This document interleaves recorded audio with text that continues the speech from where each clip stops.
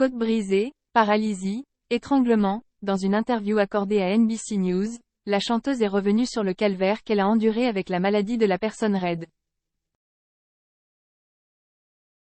On se doutait que Céline Dion était passée par des moments douloureux durant sa maladie, mais à ce point-là. Alors qu'elle sera à l'honneur d'un documentaire sur Prime Video fin juin, la chanteuse s'est confiée sur l'antenne de NBC News en revenant sur les symptômes qui l'ont affectée ces 2 dernières années. Elle raconte notamment que les spasmes ont touché à la fois la gorge, l'abdomen, les côtes et la colonne vertébrale. Déjà eu des côtes cassées, parce que parfois, quand le spasme est trop sévère, ça peut briser une côte. Explique-t-elle dans une interview qui sera diffusée ce mardi 11 juin sur la télévision américaine. Des symptômes qui peuvent également entraîner une forme de paralysie dans les articulations, notamment dans ses pieds et ses mains. J'ai l'impression que si je pointe mes pieds, ils resteront dans cette position. Ou si je cuisine, mes doigts, mes mains, vont rester crispés. Avec l'apparition de crampes, Kwon ne peut pas déverrouiller. Quant à sa voix, elle interprète de « Pour que tu m'aimes encore », à mimer l'effet provoqué par les spasmes en appuyant sur sa gorge, produisant une toute petite voix aiguë. C'est comme si quelqu'un vous étranglait, c'est comme si on appuyait sur votre larynx. Comme si je parlais comme ça sans pouvoir aller plus haut et plus bas, ce qui l'empêche forcément d'assurer un spectacle ou une tournée, risquant à tout moment une défaillance ou une interruption.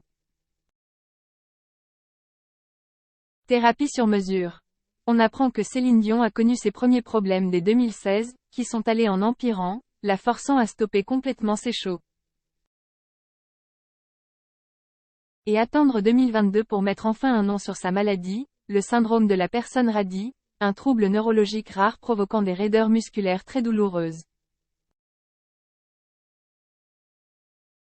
Après de gros moments de doute et de désarroi, la chanteuse a décidé de se battre, pour ses fils, pour ses fans, fidèle à son tempérament de fonceuse.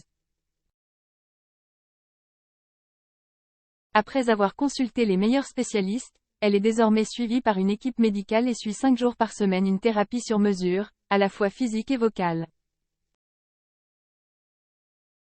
Je travaille autant les orteils que les genoux, les mollets, les doigts, le chant, la voix, expliquait-elle récemment dans Vogue. C'est la condition avec laquelle je dois apprendre à vivre maintenant. La maladie est toujours en moi et pour toujours. On va trouver, je l'espère bien, un miracle, un moyen de la guérir avec les recherches scientifiques, mais je dois apprendre à vivre avec. Les soins et les médicaments lui permettent désormais de contrôler plus ou moins ses spasmes et de s'autoriser des sorties, comme le prouvent ses récentes apparitions publiques, comme lors des Grammy Awards, en février dernier. Avant un prochain retour sur scène, une rumeur l'annonce pour l'ouverture des Joe de Paris, un sacré défi à la maladie, mais rien n'est encore confirmé.